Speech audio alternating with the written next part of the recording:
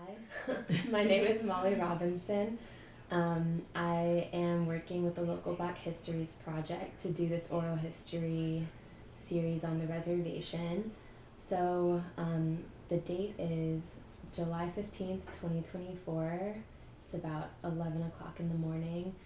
Would you mind stating your name for the record?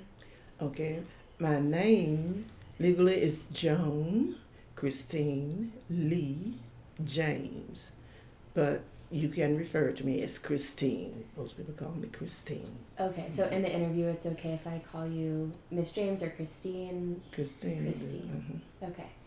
So, can you describe where you grew up and a little bit about your childhood home or the neighborhood that you lived in? Okay, I grew up in what we call East Williamsburg. Um, that was the land. That was my grandfather John Henry Lee and Martha Lee's property.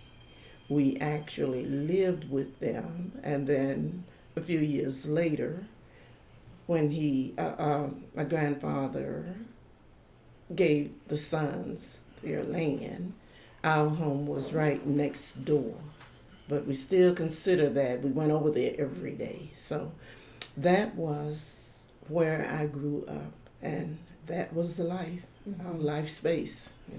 So, East Williamsburg, were there a lot of people living on your street? Did people play outside? As a kid, do you have any memories of playing with people in your neighborhood? We did play outside, and it's called Oak Drive because most of the homes there, for some reason, had an oak tree. And of course, we had that big oak tree. We even had a swing, the old, rope swing. So, yes, we did lots of playing outside. We lived to be outside. Mm-hmm. And how many siblings did you grow up with? Um, 7. My mom had 8 children. She also took in one later, one that her grandmother or her aunt, had. So she kept him until he joined the Navy. So he grew up with us. He was not a responsibility because he was old enough to work, but he lived with us too. And where were you in the birth order? Okay, out of 8 children, I'm the fourth. Okay. Mm-hmm. And what was that like, being in the middle? I felt, I guess, odd because most of the playmates or the friends were either a year under me or a year over me. It was hard finding someone who was exactly my age, of the cousins, because most of us were cousins or related some kind of way. Mm-hmm. So, but we were sisters' friends were our friends too. So we were just one big family. Mm-hmm. And what local schools did you attend? How would you describe your experience of school and high school? Okay, Bruton Heights School, which was the one school that we had no kindergarten. There was a private one, but none of us went. From grades 1 through 12. So we were at Bruton Heights, which means all of us, all 8 of us at one point were same school bus, same school, different directions there. But Bruton Heights was a wonderful experience, from first grade, moving on up. We did not have what you would call a middle school now, but it was just an honor. Graduation was a highlight. It was a community affair. What year did you graduate? 1963. Okay. Mm-hmm. So Bruton Heights was a segregated school at the time? Yes.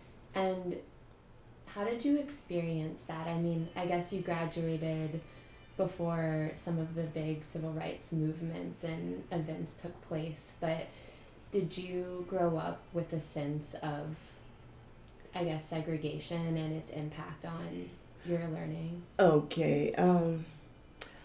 Yes, and I can remember, I don't know if we were in sixth grade, the teachers, did a little survey and asked how would we feel about, you know, going to school with, whites, but we didn't know where that came from, and, we, it's okay.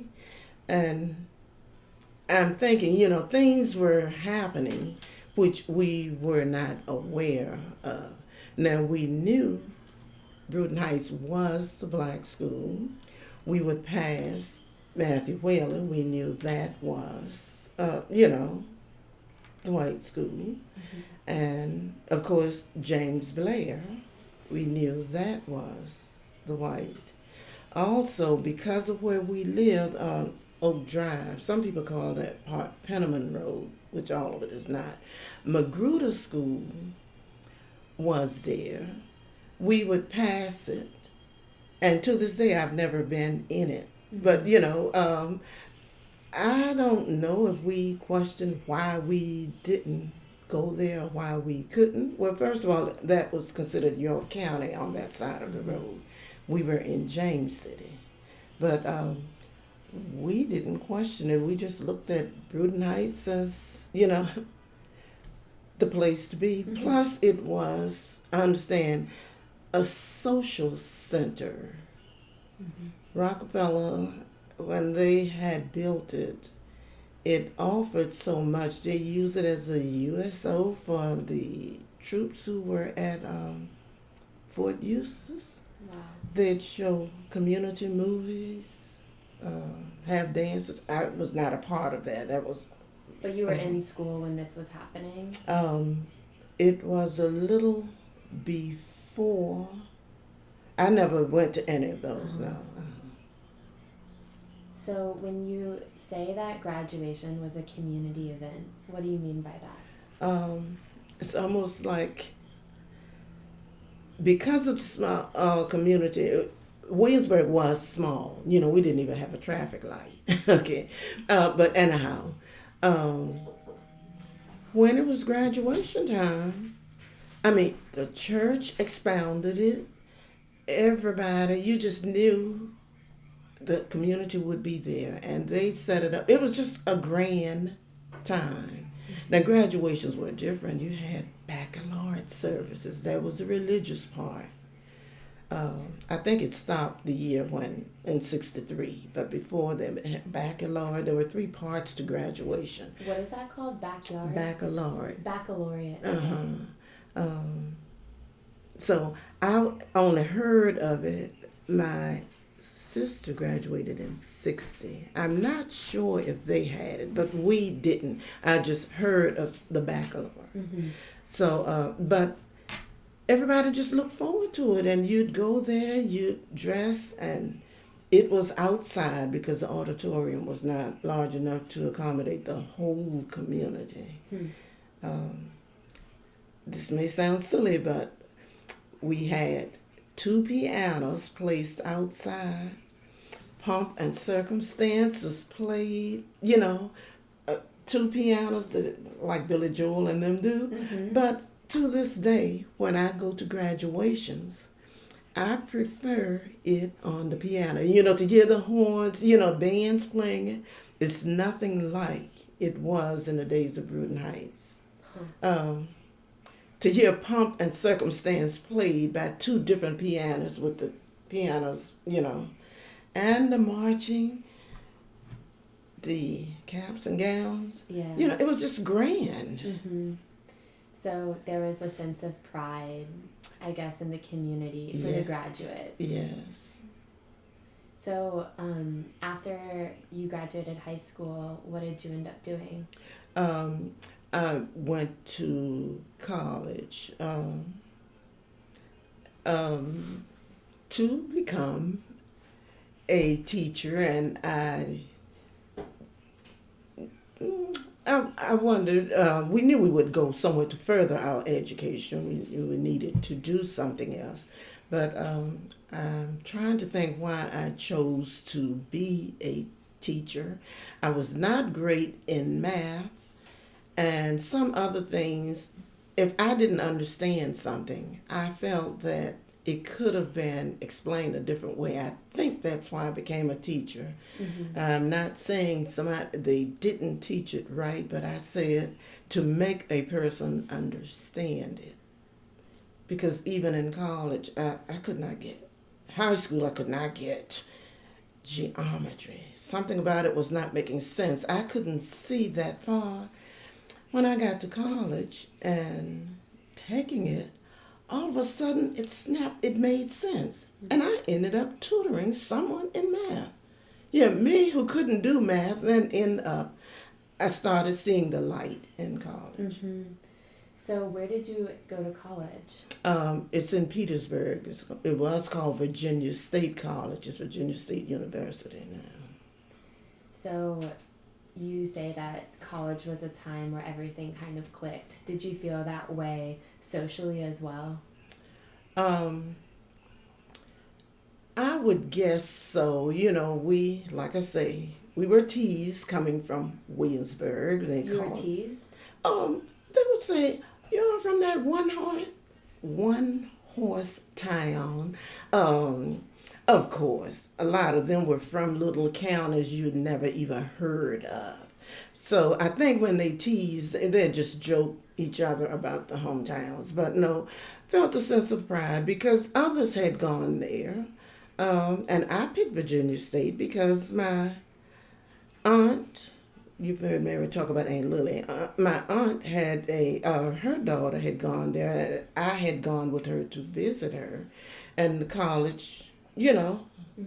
looked grand to me. So, tease, not ridicule, but that's just something they did anyhow. Mm-hmm. What are your memories of Aunt Lily? Um, Sweet memories.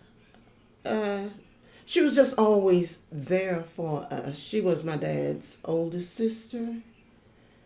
She was older than I. Yeah, she was my dad's oldest sister, and she was a seamstress. And of course, she had been to Virginia State also. Okay, so she took you there Um, to visit.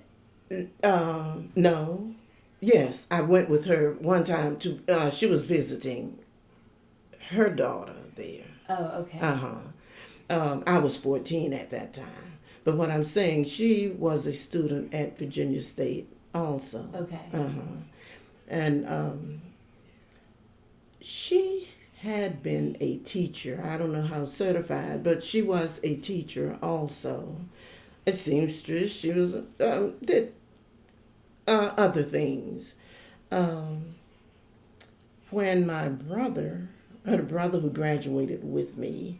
He graduated in 2 years, and of course, we all went there, and of course, to see her memorize, fantasizing the dean of women who was there when she was there was still there, and I'm looking at her reliving her college experience then. Wow. Of course, I was a sophomore then in college, but we've always the family a nucleus. We always did things together for graduations or whatever. If someone else was getting married, some of the family members just got together and we'd support each other. So and Lila was like that. So, following up on that, when you were with your family, do you remember older relatives talking much about family history? I mean, what was that? Was it sort of a value, like to talk about the past, or when do you remember learning about your family history? Okay,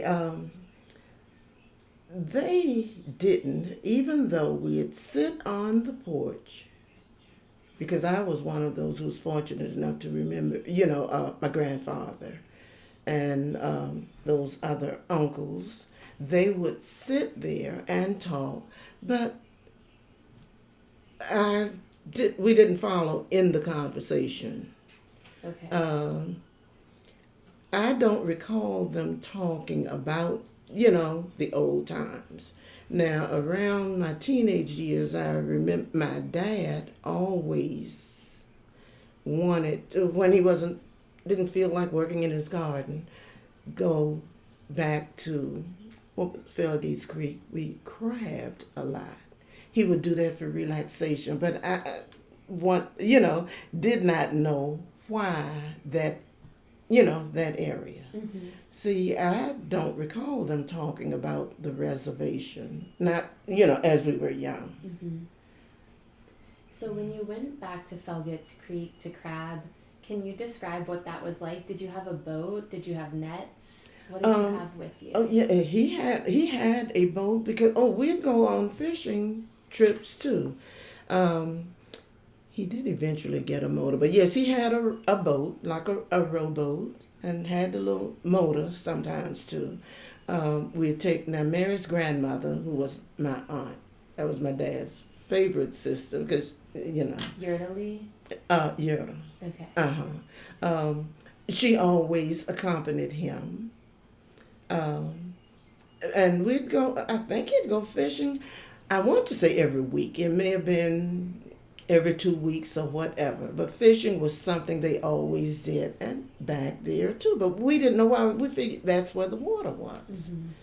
And that's why when we were there, that last time, yeah, I just I remember something about that grass sticking in my feet. I had to go there and see if it would still stick like it did as a child. But no, we went fishing. Did I take my shoes off? But I just went there to touch it to see why it always stuck in my foot as a child. Mm-hmm. No, we went fishing all the time. And at that time, clams, oysters, they were plentiful. Really? Our driveway, the homestead, was covered with oyster shells and clam shells. Mm-hmm. I guess that would be the equivalent of gravel and rock. Right. So, no, we would go there, but we just didn't question. We figured that's where the water mm-hmm. was. Do you remember what kind of fish you caught? I never knew the different names until I was older, but I'm pretty sure it wasn't trout. There is a meaty fish now called porgies. My older brother was telling me that's what we had a lot of. But see, I didn't bother with the names of them. Mm-hmm. Now, for some reason, catfish always came up. I never liked them. I don't even eat, catfish, because every time you're pulling up, there's a catfish. So we had lots of them. Mm-hmm. I don't know. I guess remember they'd bring them, they'd skin them or whatever. Mm-hmm. There were lots of eels, because I remember thinking that was a snake. And really? Dad had to explain, no, that's an eel. We'd catch a few of those too. Okay. Uh-huh. And when they were prepared, how were they prepared? With like a batter? Now, or were they fried? I don't recall us eating them. That's why I don't know why they would even bring them unless it was just a part of the catch. Mm-hmm. But I do remember them bringing the eels back home, but I don't recall Mom preparing them. Mm-hmm.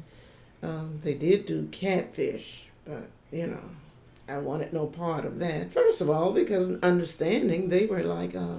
scavengers, they ate, and to me that was unclean. Mm-hmm. Uh-huh. So this homestead that you were describing, was that land owned by John Henry Lee Sr.? Yes. Okay. That's what he and Martha bought upon leaving, the reservation. Okay. Uh-huh. Can you describe what the house was like? Do you remember how many rooms were in it? It was big. I should have a picture of it. There was in fact, two upstairs. One, an upstairs area where the kitchen was, and then one, two, three other rooms, and then there was an upstairs. Going from another room, I need Mary's help. um, and it was a fairly big house, you know how rooms were cut off, but I remember the upstairs. That's why I thought that was grand. And of course, they had the wood stove that you could in the kitchen. You'd sit there. They had good meals. My grandmother was a good cook, plus her daughter and Yura. So I just remember the meals there. And sitting there, and it was a place of love. I can't say how many bedrooms were upstairs. Just remember upstairs, and one room downstairs in the back. I think they used it as a bedroom when my grandmother Martha was sick.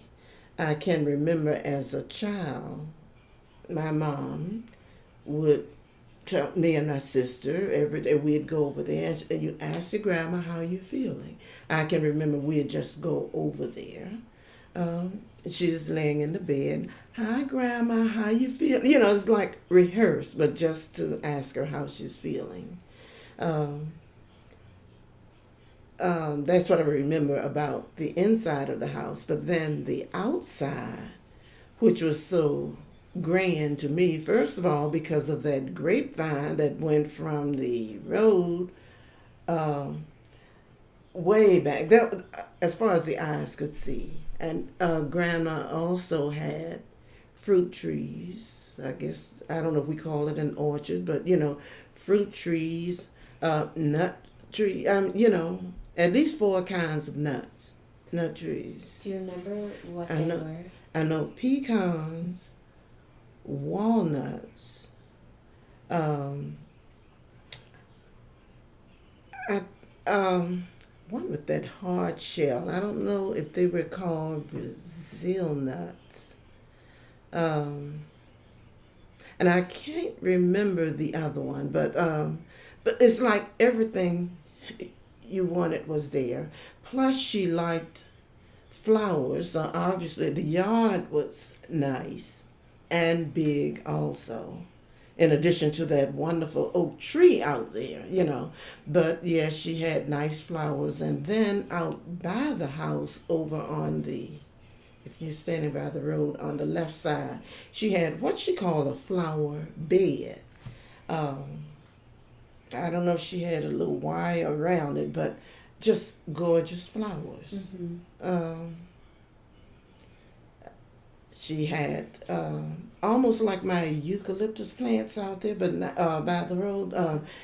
They weren't hard, but plants to that nature, because we used to have Easter egg hunts.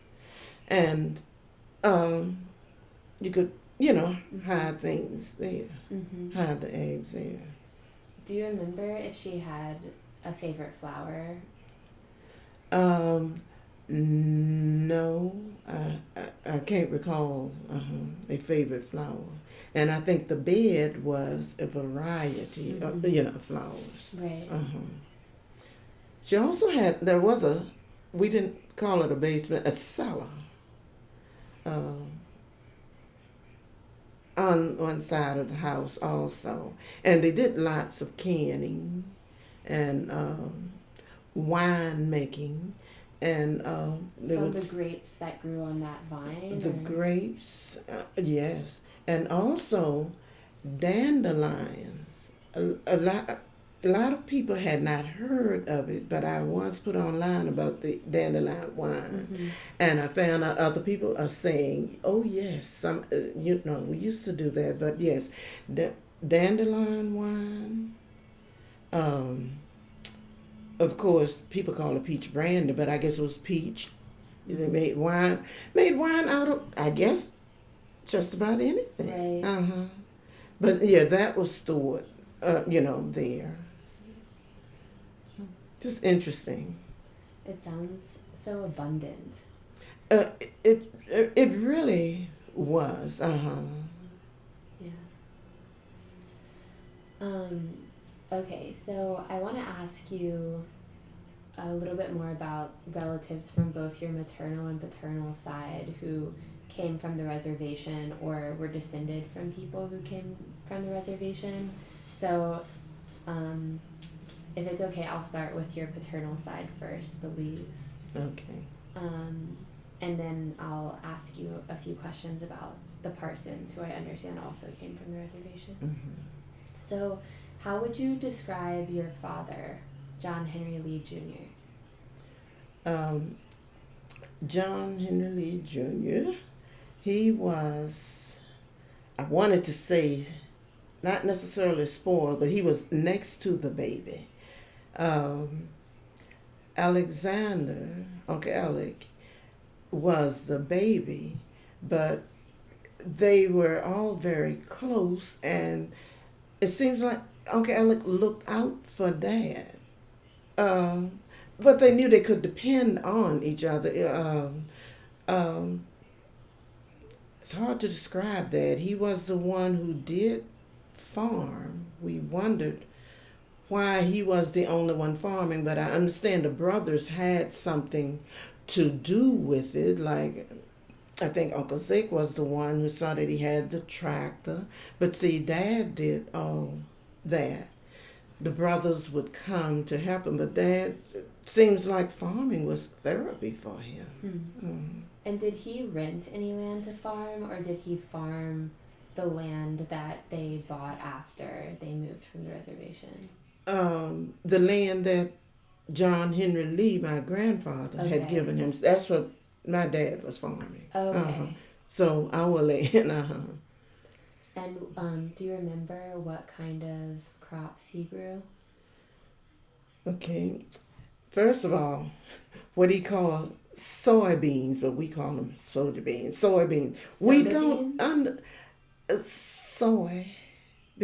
I don't know why. I don't even think to me, it was just something tall and just hide you from the highway. I don't know why he did that. But as for the garden, that he just grew that. Mm-hmm. Okay, now for the gardening, yes, he was known for his sweet potatoes, his watermelons, his everything, cantaloupes, the corn, and I think Mary may even have a picture of her and my two younger brothers standing by cornfield. But yes, he grew a variety of crops, butter beans, anything that you could eat. And that's what made Thanksgiving so wonderful. He made sure, as whatever Mama prepared, and before we get there to pray over the meal, he'd talk about, this came from the garden, the butter beans, Mm-hmm. so you understood what you were really being thankful for. Right. So could you tell me a little bit about your grandfather, John Henry Lee Sr.? He also farmed, you said. That's what I wasn't sure of. When I don't remember him farming, but he must have, in order for, because I'm sure my dad did not have that barn, built and put on the land. So I'm assuming that he must have, my grandfather must have farmed also. That's just an assumption, and I just never ask anyone. Mm-hmm. And do you remember any of your great uncles, so your grandfather's brothers? He also had sisters, right? The sisters, Patty. I didn't know her. She died. I knew her, her children, but I didn't know her. Know her children. Mm-hmm. But yeah, the other brothers I do remember. In fact, they're the ones that built my dad's house. See, like I said, we were living with my grandparents, John, Henry, and Martha. Mm-hmm. And I guess at some point when he had already, divvied up the land, like Uncle Leander, he had his, because at one point we lived with him. Um, but I can remember when they were building the house, we'd come over there and, just, look at them, the men. Some were carpenters. Um, I can remember just seeing, the structures. Mm-hmm. And the men, of course, they'd go back and sit on my grandfather's porch and talk. So I do remember them. And then my mom had pictures of all of them on a fireplace in the house. And we just look, and that's Uncle Moses, that's Uncle Addie, Mm-hmm. So that way, And how old were you when, I guess, your great uncles were helping build the house that you and your family started living in? Okay, I had to 3 or 4, because I think I was 4 going on 5 when my grandfather died. So I was, yeah, I'd say about 4. So your grandfather died, and Martha Lee was still alive, your Yeah. grandmother? Mm-hmm. Okay. But I remember him for some reason, my interactions with him more so than her, which is strange. Why do you think that is? I don't know. My other memories of her, just when we had to visit her every day and ask, how are you feeling? Mm-hmm. But, I don't know why. Maybe because I stuck up. I don't know, because the grandfather, like I say, for some reason, they sat and talked on the porch and smoking, reading the newspaper, drinking coffee. And as a child, I'm there for some reason by him, under him, and I just remember his long, tall legs. I'd hold on to them or sit in his lap. Mm-hmm. Maybe. So, John Henry Lee Sr. was an oysterman. Do you remember to what extent he cultivated oysters after leaving, or do you remember your father or any of your relatives talking about like how they continued to oyster or crab or fish after they left? Probably did not pay attention to it, because that's the fact that they kept going back there, every week or twice a month or something. So they must have been doing something, that's just an assumption. And they always did love the water. So. Mm-hmm. So I'm wondering about Humphrey Lee's children. I've heard that Harris Lee was active in politics. Yeah. Do you remember much about him? Harris was such a quiet. I knew all of them. Yes. He was in politics, but to me, he was a quiet man. His wife, they were a beautiful couple, but yet they were activists. I mean, way back in the day, and this is even before I was in high school, she was the one advocating for getting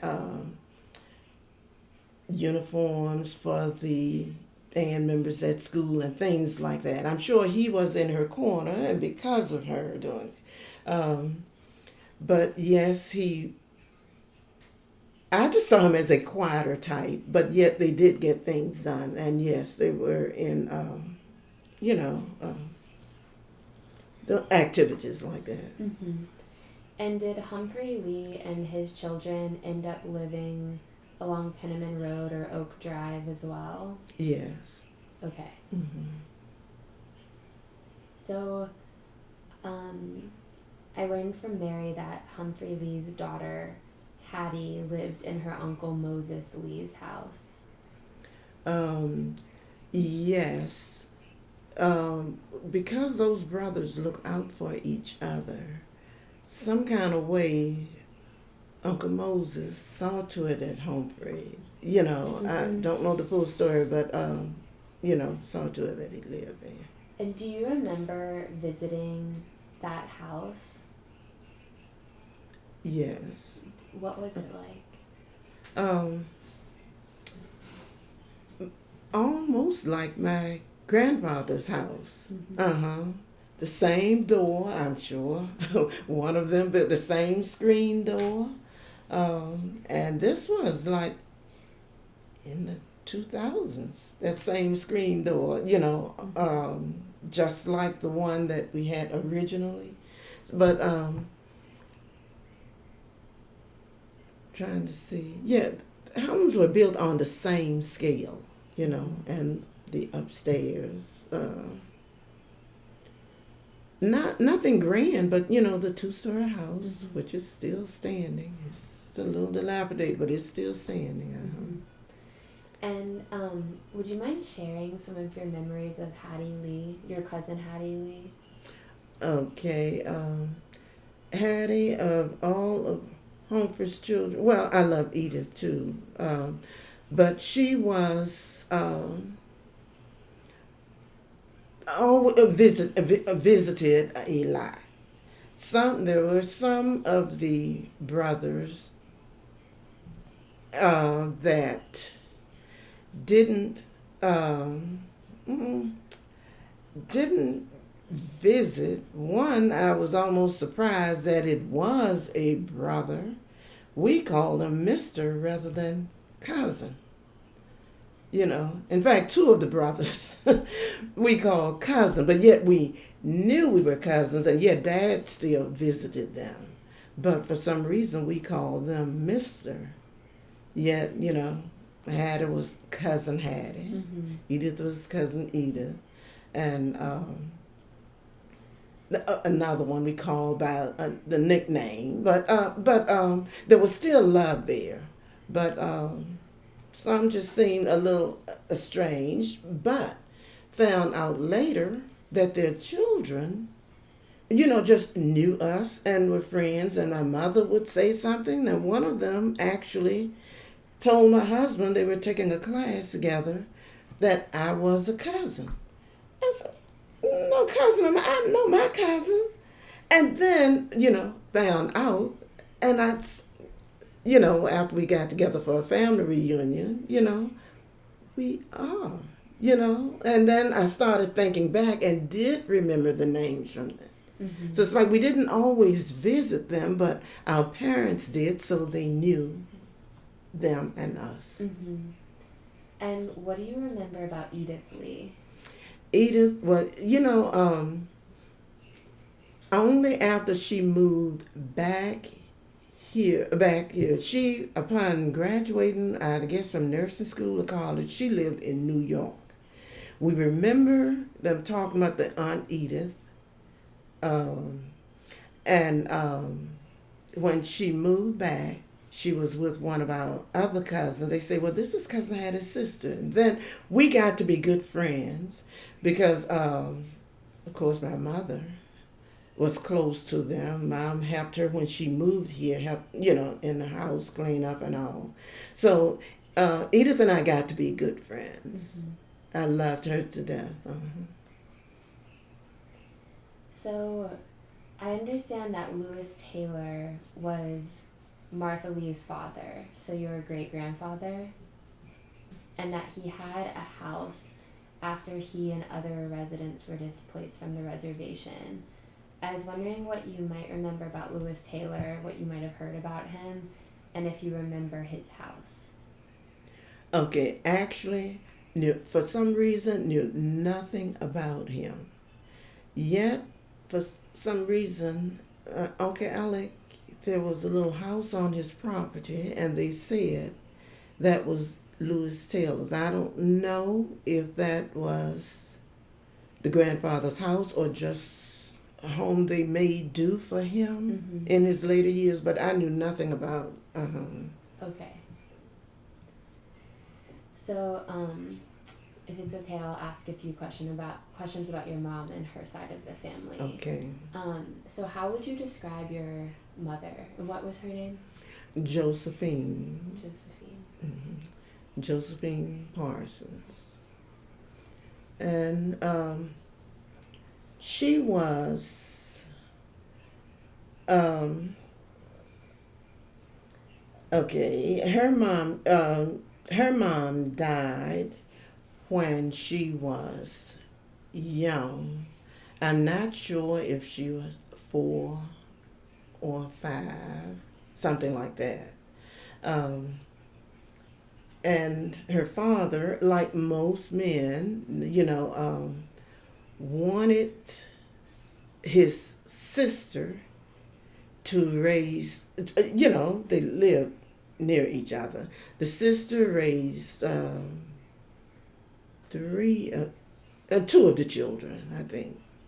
And another relative was raising one. He saw that they were taken care of, and he was still working. And that was George Parsons, who was my mom's, my mom's dad. That's George. At the time, he hadn't married Fanny. Okay. But he knew he had children to take care of, and getting help with his other relatives, helping with them. My mom, it's hard to say because I think she felt, his sister, whose name was Geneva, and that's an old. She had married Anthony Hundley. Okay. But she was Geneva Parsons Hundley. So that's who had mom and her sister from the time they were 4 or 5, and up until they were married. Because at one point when I think mom had a disagreement with my dad, I'm going to leave you and go back, which it wasn't that far away. And she said, no. You are married. You go back and stay. That was something she had told us.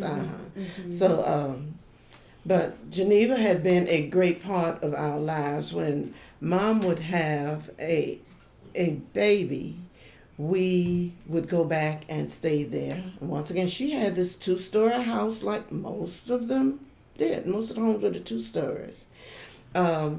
We would stay there for about, 3 weeks or so.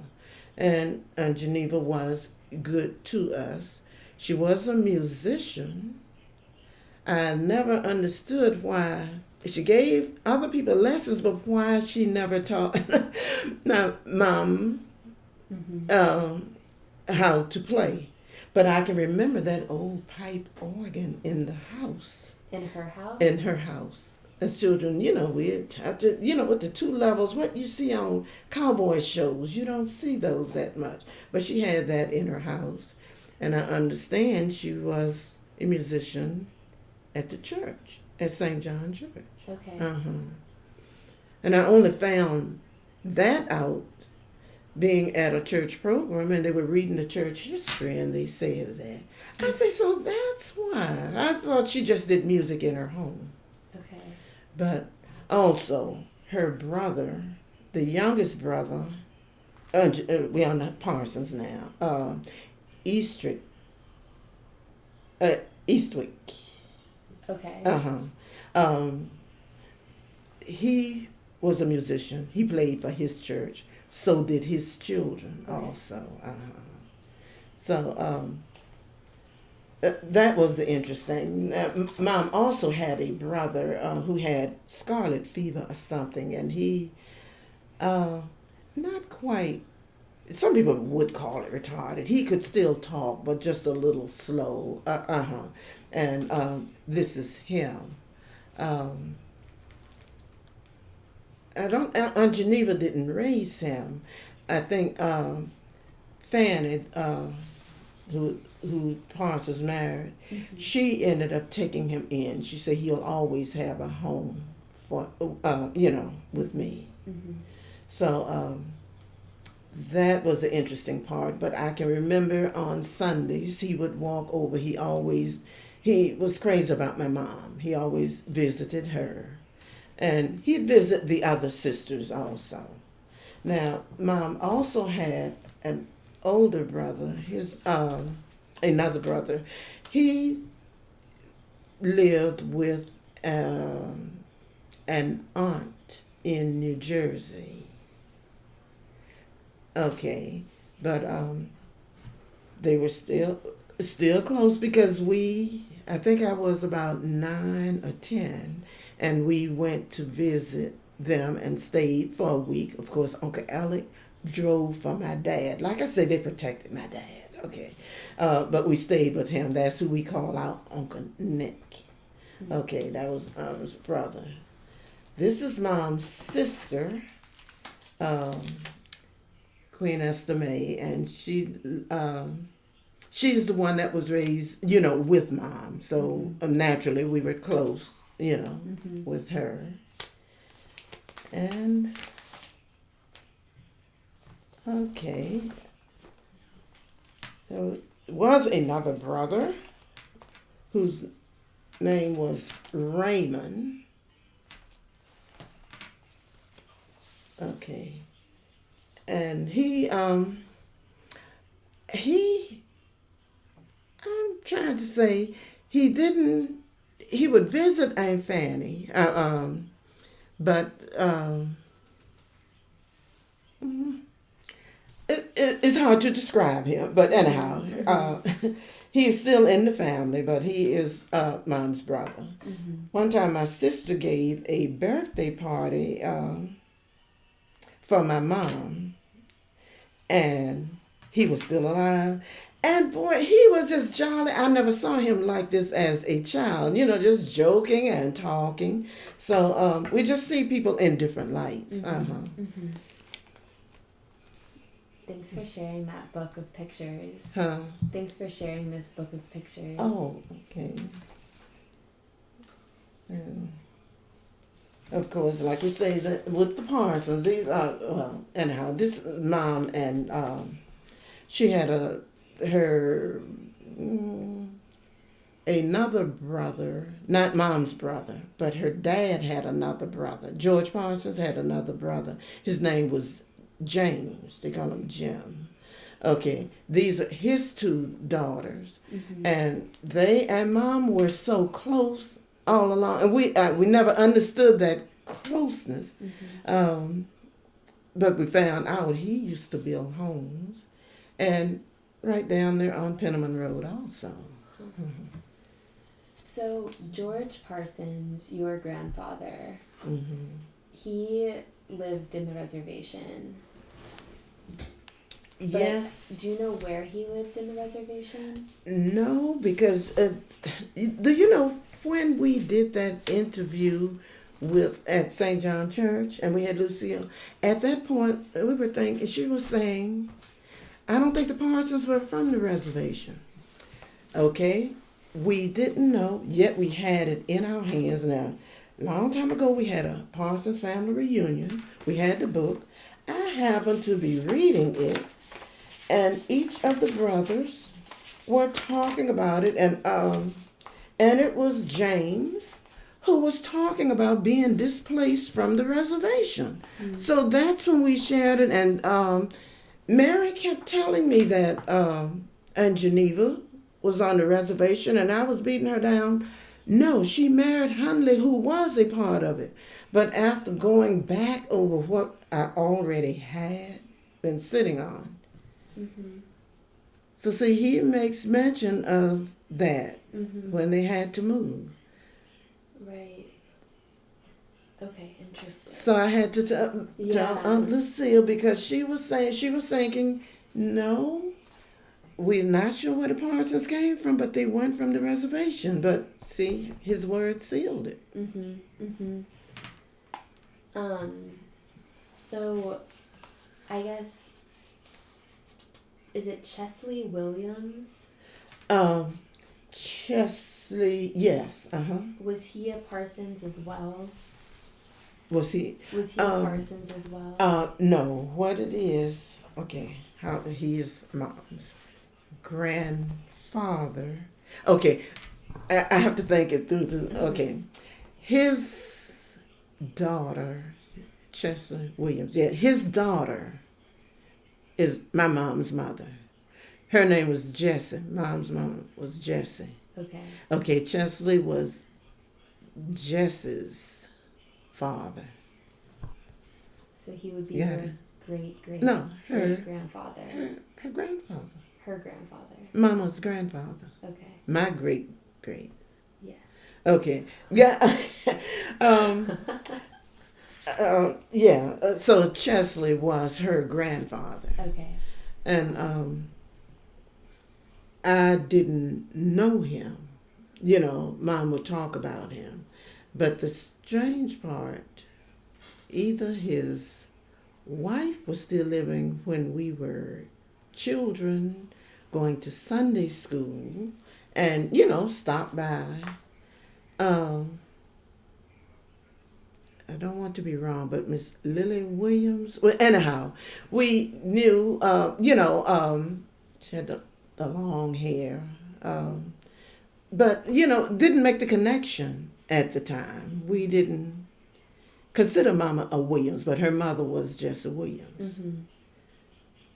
So, and the Williams were also from the reservation, or had a claim in the reservation? Yes. Okay. So, many of the watermen and their families lived near each other in the reservation, either on adjacent plots or in the vicinity of creeks like Felgott's Creek and Kings Creek. One of the families who owned land near the Lees was the Ashbys. I was wondering if you could talk about a couple of people from those families. So I'm thinking of Mrs. Beulah Pierce and Mrs. Natleen Orange, who I think were sisters to Robert Ashby. What do you remember about Mrs. Beulah Pierce? Okay, Beulah, of course, remember her from church, and also Robert Ashby's daughter was my classmate, and every year she would give a birthday. But when I say every year, like I guess she may have been about 12 or 13, a birthday party in the summer at her Aunt Beulah's. So we would go there for the party. Beulah being Robert Ashby's sister. So I just remember Beulah, well dressed, businesswoman. She did have I believe a motel. She was out a businesswoman, but you know, she drove a nice car and like I said, well dressed. Okay. Her sister Natleen, they looked alike. You have to look again to see who was who. But I knew her. We would go to certain functions and just talk, and you know, I'd carry my mom places, and Natleen would be there, and they would be talking, and I'd just get in on the conversation. It's just good to talk about her. I mean, talk to her.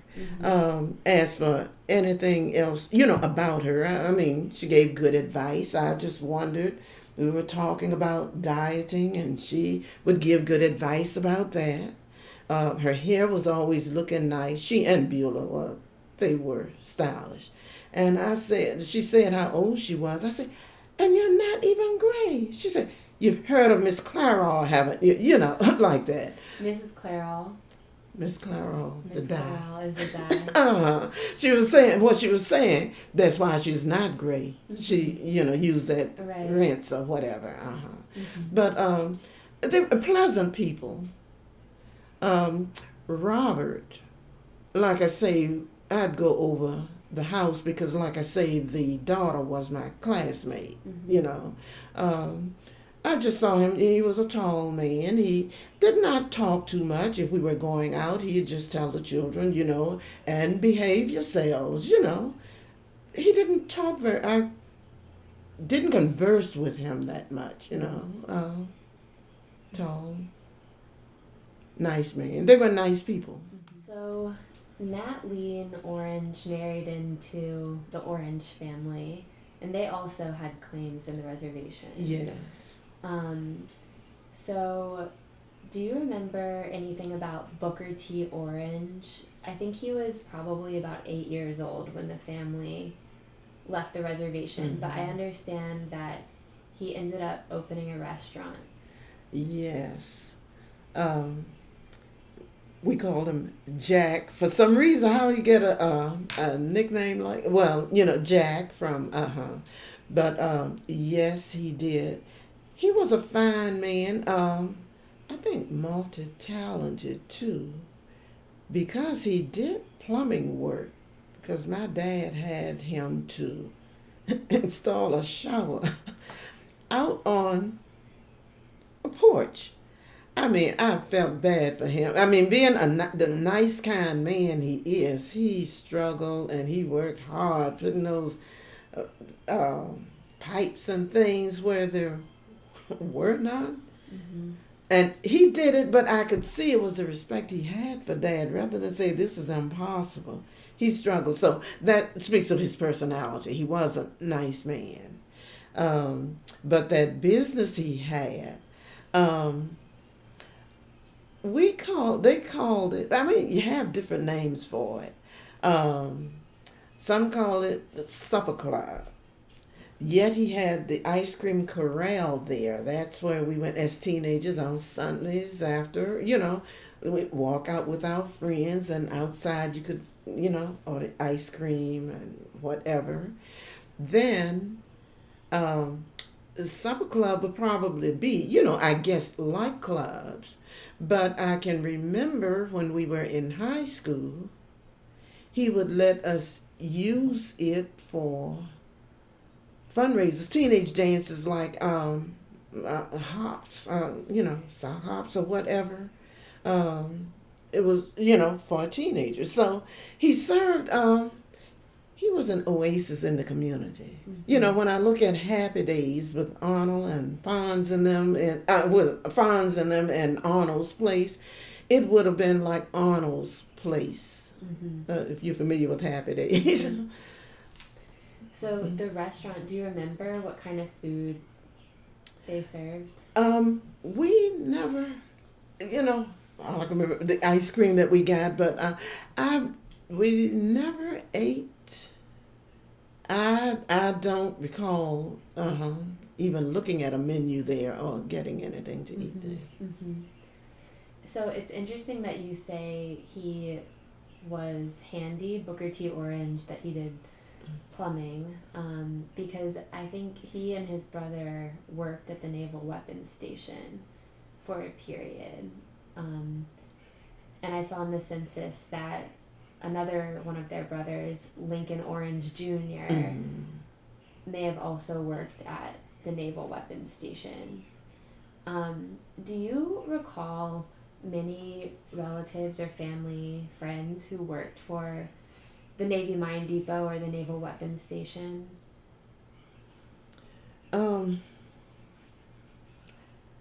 Used to know all of them. Quite a few of them did, and it just seems strange that even though like it had been their home, they ended up being rehired back there because just like I'll work for Naval Weapons.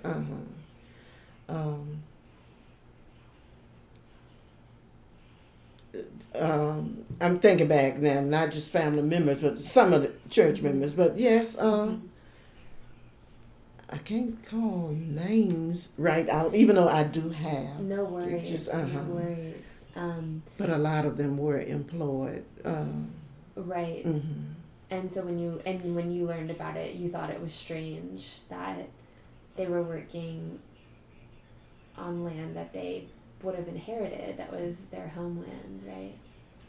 And sometimes I wonder if maybe some of them felt that being an act of the government that they did move. Now we're here. Mm-hmm. I don't think some looked at it again as their land. That's just my thinking. Really? Yeah. Was there a sense, or do you remember there being a sense among any people of pride at having these jobs at the depot? Well, I'm.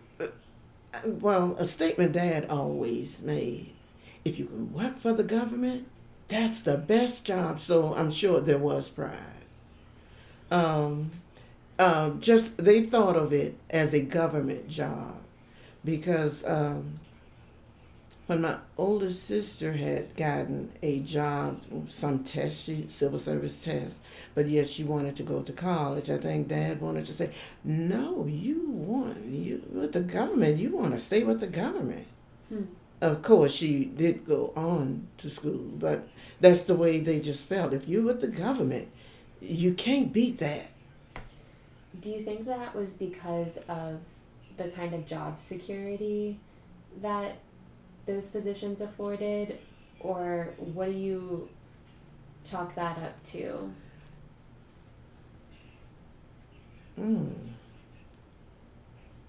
It could.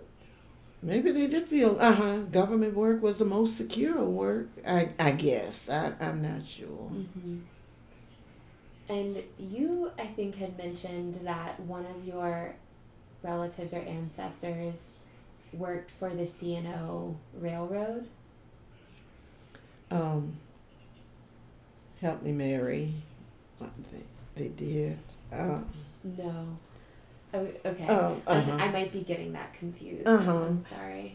But somebody did. It's just, okay.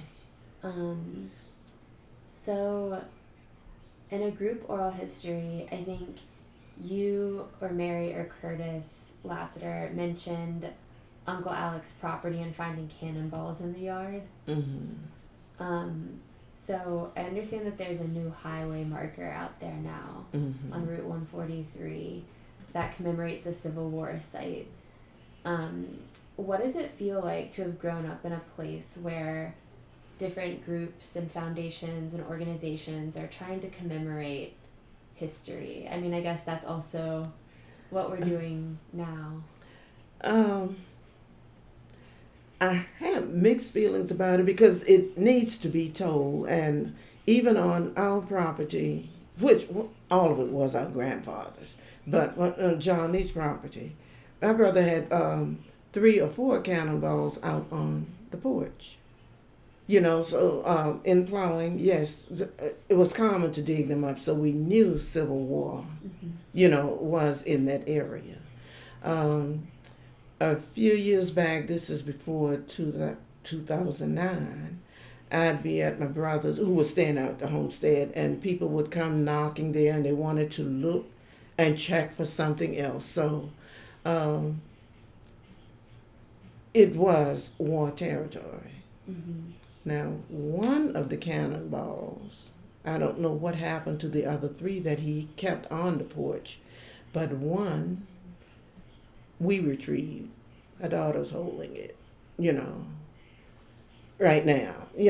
Means nothing, but, just to show, the same way those other 2 disappeared, just holding it. Right. So, what does it mean to you to tell the story of your ancestors who came from the reservation? It means a lot because just like I'm saying, I didn't know. And to tell the story, it needs to be told, and others can go a little further, keep delving, and you'll just find out more. Mm-hmm.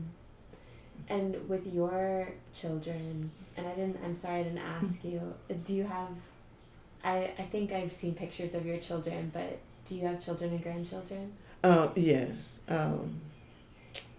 Two children. You met the daughter. Oh. That you were going to photograph when we were at Fells Gates Creek. Yes. And I think you didn't have the something in. Yes. That was my daughter. That was your daughter. Okay. And I have a son. And you have a son. And how do they relate to this history? Are they interested in it? Now she is, because of Mary spilling up. At first she kind of wondered, but yes, she is interested in it, and she is just behind Mary 100%. She cannot, with her work, she cannot devote, much time, but she is really into it. My son, he's iffy, but he did go with us on the tour for the Naval Weapons Station. And he found that to be interesting. And he has two daughters. He took one of them accompanied him. So he just found that to be interesting. And when he saw that vast amount of land, he was just saying, what more, they could be doing something else with it now. But he was just amazed at that. Right. Well, thank you for sharing your memories today. Okay, and I didn't get into, I guess what, Well, let's get into whatever you feel is left. We still have time, so if there's anything you want to share. Let's see, you asked about Aunt Edith. You asked about Hattie. Okay, and Harris. Okay, I guess that's it, unless, nothing else. What about, Huh? a little bit more about Harris's wife, since she's from the reservation? He was just saying a little more about Harris's wife, who's Irene Lee. She's connected also. I mean, even though she married Harris Lee, but even though she was born Irene Wallace, but she's also just back connected with the Lees too. We just consider her a pure Lee. I mean, she married a Lee, but she actually was raised in the home. She was an older girl, maybe about 12, in the home of James Edward Lee. So not to confuse anymore, because she even talked about babysitting for, one of his granddaughters or something like that. So, but she has a legacy, which I even found out when I went to her funeral. She lived to be 105, was something like 105. But just looking at some things, it's like, oh, I knew this. So you're just learning all along. But I don't know what else. She was a great person. She was an advocate for students in school, and this is like back in like 1958, even before I was in high school. I'm going to my sister's time. That's when Miss Irene was just an advocate for everything that was going on, Funeral home, household group. Huh? Funeral home, household group. Oh, that's right. She, the funeral of Whiting's Funeral Home, which was the prevalent one here in Williamsburg. Of course, she was the director there, and now you don't find people doing as great. I mean, she did the line up. She came out to the family. She was just wonderful. And you look at them, they have people going this way and that way, and she did everything gracefully. Mhm. Mhm.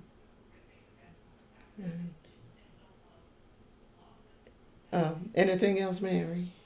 That's all I could think of. Yeah. Are there any questions I didn't ask you that you wish I had asked? I don't. I don't think so. I just hope I hope I just didn't confuse you with the Parsons part. No, no, not at all. Uh huh.